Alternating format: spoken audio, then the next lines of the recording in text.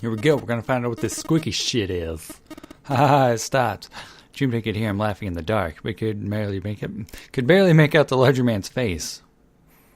What the? The sound of retching came from Santa's direction. Fuck my ass. Calm down. The sound of retching came from Santa's direction. What the hell is this smell? This is vile. I'm gonna puke. So desperate had they been in their race to the dead that no one had noticed the horrible smell that pervaded the room. It was a terrible, nauseating stench, like burnt and rotten meat. Adrenaline had drowned it out, but now it rolled over Junpei in waves, forcing itself into his nose with every breath he took. He felt his stomach clench, and bile rise up in his throat. Let's get the lights on first. There's a switch over here. The light that spilled in from the door barely illuminated a small switch plate next to the door. Slowly, with the toll of the last few minutes apparent in his gait, Seven walked toward it.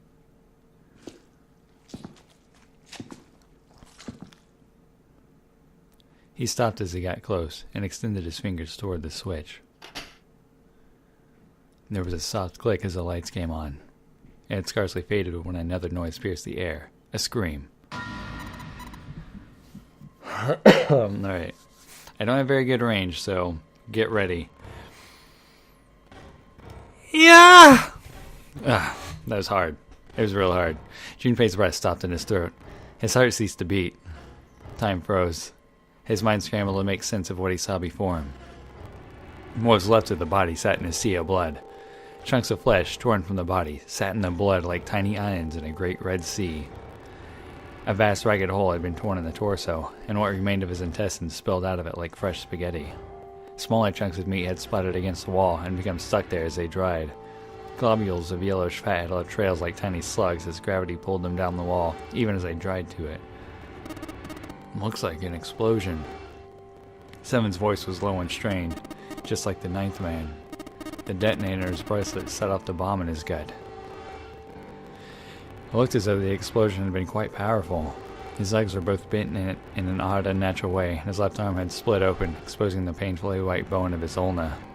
His bracelet lay next to him. It seemed to have hit the wall hard enough to have shattered the display, which lay on the ground in pieces. Half of his head had simply collapsed. The blood coating almost made it look like raw pizza dough covered in tomato sauce. His clothes, too, were covered in blood. The burgundy tie, the white shirt, the jacket with the yellow piping, and the gray slacks. They were all familiar to Junpei. Is that Snake?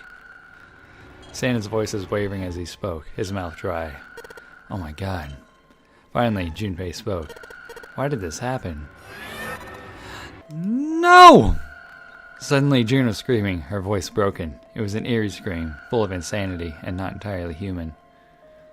No! No! No! She shook her head violently and grabbed fistfuls of her own hair. Junpei could hear the sound of her hair tearing. No! Stop it, June! He grabbed for her wrist, but as he did, June leapt up and ran toward the exit.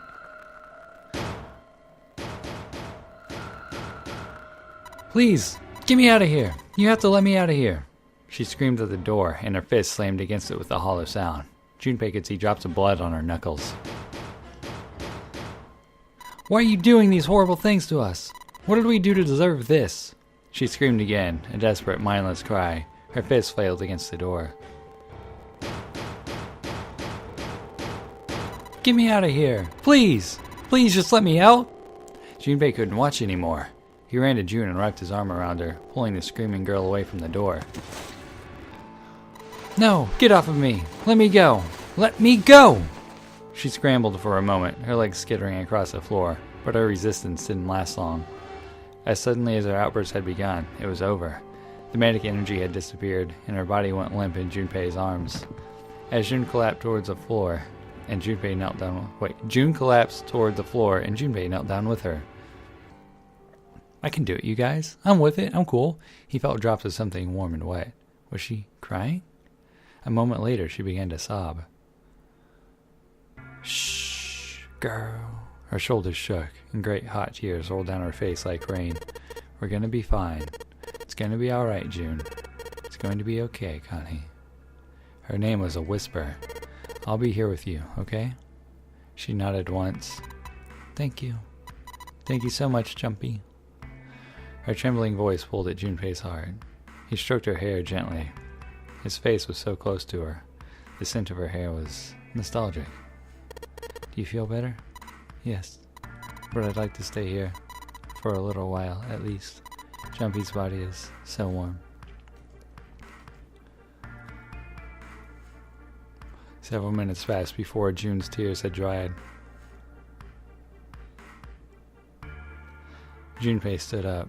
He bent down, put his arms into June's, and helped her to her feet. They didn't speak. Neither did Seven or Santa. That person was dead. They had died in that room in a terrible way. Junpei knew there was no way he could make himself forget that. There's no way any of them could forget it, but mourning would do no good. They spread out to search the room, but each felt as if their heart was made of lead.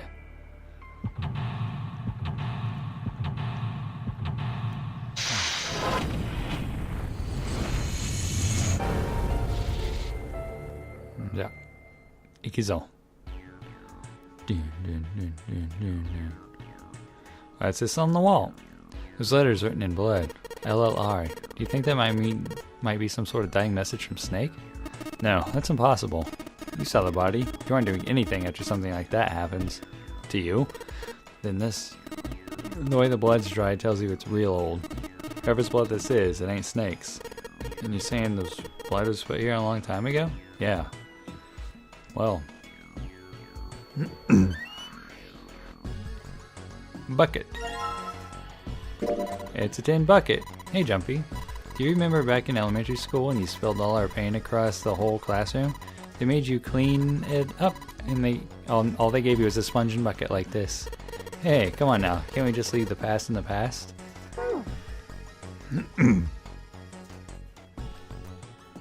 Junpei reached for the broom, and as he grabbed it, he heard a soft voice from behind him. It was Santa. Hey, bro. Wanna fuck? The rabbit hutch, huh? He turned around. June still looked sadly pale, but there was a smile on her face. Oh, you just reminded me of it. The rabbit hutch, I mean. How did I remind you of something like that? Jumpy in the broom. You were always playing around with the broom in front of the rabbit hutch. I was? Don't you remember? Junpei stared at the broom in his hand. You mean you don't remember that summer either? She looked very sad. He shook his head. Of course I remember. How could I forget something like that? It was terrible. How could it be terrible when you're around bunnies? They were in the 6th grade. Junpei and June had been assigned to take care of the classroom pets, the rabbits. Yay! Their chief duty was to clean the hutches every morning. Mooning? On the final day of school before summer vacation began, Junpei overslept. He rushed to school and found June standing in front of the rabbit hutches. No sooner had Junpei arrived than June began to cry. Aha! He had no idea why until he looked behind her, into the rabbit hutch. This is how it can go bad. The first thing he saw was blood. The hutch was filled with the dead bodies of rabbits. Even after their teachers and friends came to see what the commotion was, June couldn't stop crying. Of course, she didn't start until Junpei got there, so she's a fucking psycho. I just kept crying and crying until you came over. You held my hand and you looked very serious, and you said, "Don't cry. I'm going to catch the person who did this." After you told me that, I finally stopped crying. Well, the real fun started after you quit crying. You told me we were going to catch the killer together. June smiled, and a little of the flesh of life returned to her cheeks. Then we decided that we'd ambushed him. Yeah, I remember. The school also kept roosters and guinea pigs. Junpei and June had decided the murderer would likely return to finish off the rest of the animals. They would ambush the killer at night. Junpei and June hid behind the hutch at dusk and waited. It was a warm summer night, and the quiet sound of crickets whispered through the air. As the sun went down, the stars began to wink at them from the sky, and June's Akane Kuroshiki's face. That night was something Junpei knew he would never forget as long as he lived. But the murderer never showed up. How convenient! We waited for them all summer vacation, and they never showed up. Yeah, but the animals didn't get attacked either. I think all that work amounted to something, you know? He felt the same way. but it was good to hear her say it. Although, you know, if you think about it, we were probably taking on a lot more than we could handle. Huh? What do you mean? She looked up at him, confused. Well, come on. We were just kids. If whoever killed the rabbits had actually showed up, they probably would have had a knife or something. I mean, you must have been pretty worried, right? I wasn't worried. Because you're the fucking killer! Because you were there with me. She blushed furiously. You know, no one else wanted to take care of the animals. Clearly embarrassed, she tried desperately to change the subject. I was the only one who has to do it at first. Yeah, boys don't really want to bother with taking care of animals, you know? Well, yeah, but you asked to do it after I did, didn't you? If it wasn't the rabbits, they were going to make me do something else, you know? You know how that school was. I figured I'd be better if I was working with somebody who wasn't too much of a loudmouth, right? Somebody who wasn't going to tell on me if I felt like blowing it off. Really? That's why you volunteered? Yeah it is. He nodded quickly and much too earnestly, and then quickly looked away at something very important. That hadn't been the reason, of course. He had asked to take care of the rabbits so that he could be near June. But it had been so long ago, he couldn't bring himself to tell her how he'd felt back then. It would be embarrassing. He took a quick breath to clear his head, tossed the broom up, and then snatched it out of the air. Well, we don't really have time to be walking down memory lane like this, you know?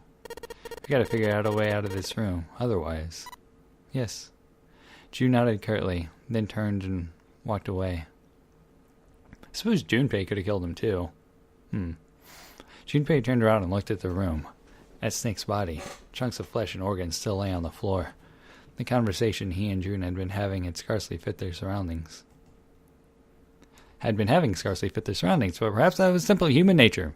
Despite such a situation, or perhaps because of it, the mind turned to the farthest thing from death that it could find. Still, Junpei couldn't help but feel a twinge of guilt at wanting so desperately to live when Snake lay dead before him. He had to live. He wanted a life again, a life with June in it. A life in June. As he stared at the clumps of blackened flesh, all Junpei could think of is how much he wanted to live. Say your words, son. Say your words. What are you doing with that broom? Oh, you know, I'm gonna shove it up your ass. And my ass. All the asses. Thick pipe that stretches across the floor. Yeah, it is, if you know what I mean. A wooden box. There's something in here. Luminol. What the hell is this thing? Some kind of spray bottle? There's something written on it. I can't read anything else. The label's all faded. Let me see that. He just grabbed it from him. That wasn't very nice. Oh, this is luminol.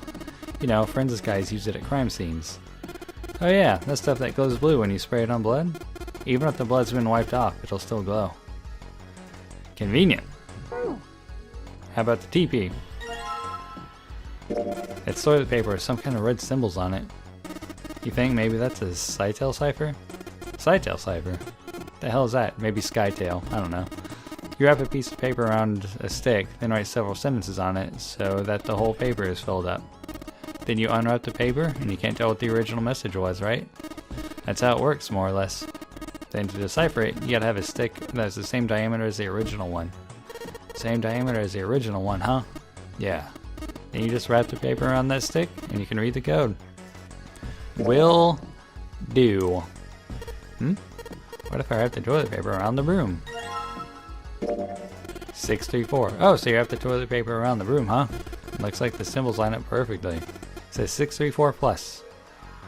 Awesome.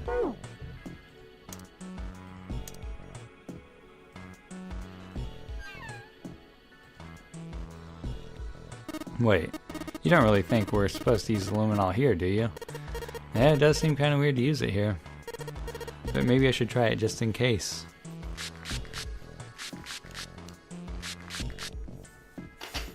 LLR, LRL. I think I even remember that.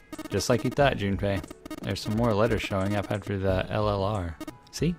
It says LLR, LRL.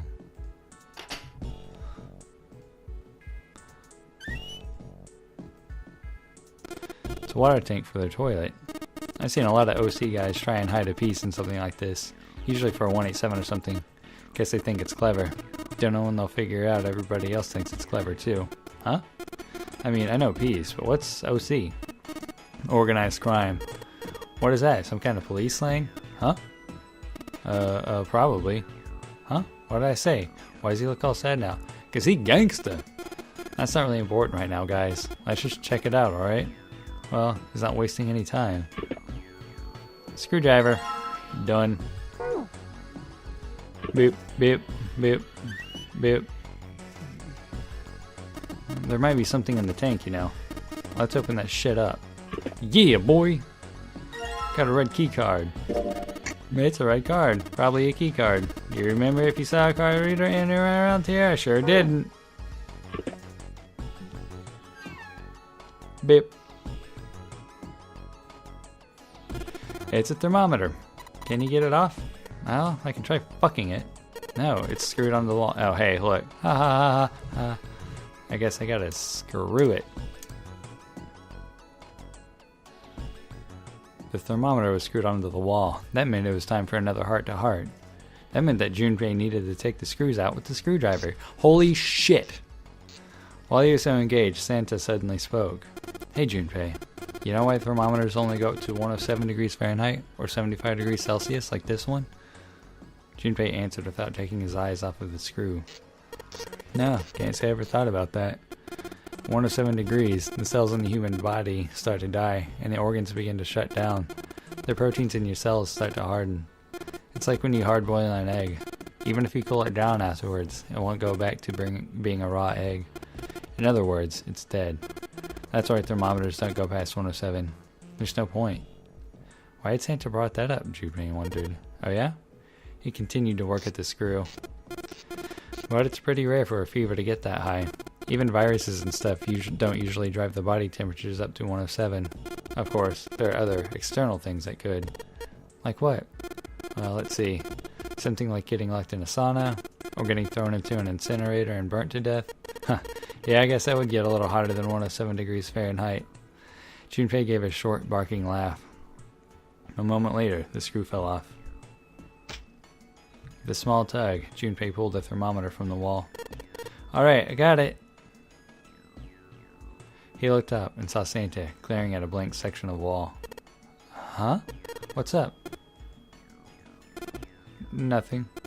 Forget about it. Santa spun around and walked off, away from Junpei. But as Junpei watched him go, he didn't look angry. He looked very, very sad. Oh, he took the thermometer off. It says open at the bottom of the gauge. Wonder what it means. Maybe when it gets that hot, something will open.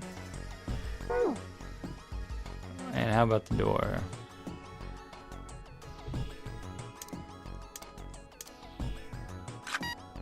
Red light's on, Jumpy.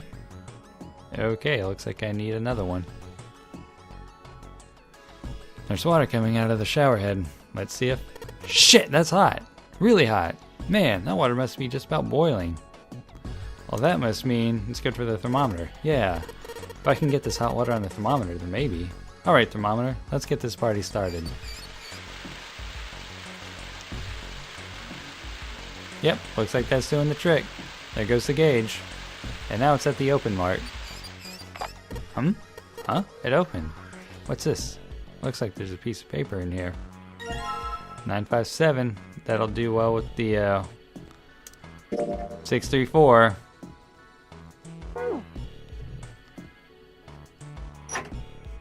What's that? Just a piece of paper tied to this pipe with a wire. No, drainage valve operation. Please do not flush the water in these pipes. Doing so may cause the drain to overflow. If I recall correctly...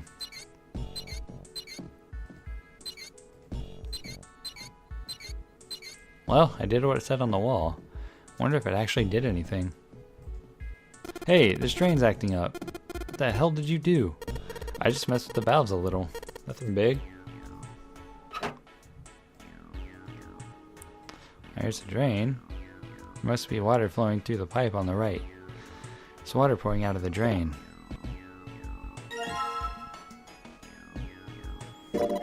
It's a blue key card. This is, the symbol for Mercury, isn't it? There's an elevator right outside of the big hospital room. I think that same symbol was on the card reader next to it. That's right. Guess that means we're not supposed to use this card in this room. Do you really think so? You don't think maybe we need it for this room and for the elevator?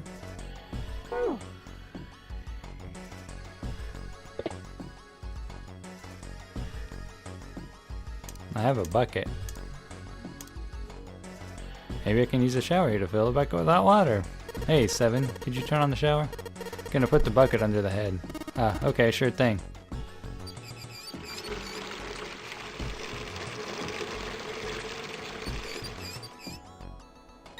Yay. Filled with water. Try not to spill it, okay? It's heavy. Okay, I'll carry it. Now, gotta flush. Damn it. Alright, so I just pour the hot water into the sink and looks like he filled it. I should be able to flush it, right? There's probably a handle somewhere on the tank that you can pull. Think so? Serious? Yeah, I'm pretty sure. Tells toilets work. Alright, let's flush the hot water. Well, there it goes, just like the toilet should work. There we go, 185.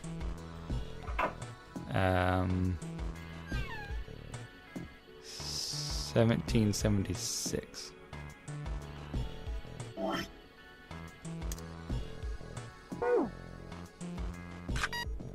Great job, Jumpy. Both the lights are on now. Now you just need to put in the password. Both lights are on. We should be able to enter the password now. What's with the EMC keys? E means enter and C means clear, I think. So after you put in the password, hit E. If you screw it up, hit C. 1776. Boop. Gotcha.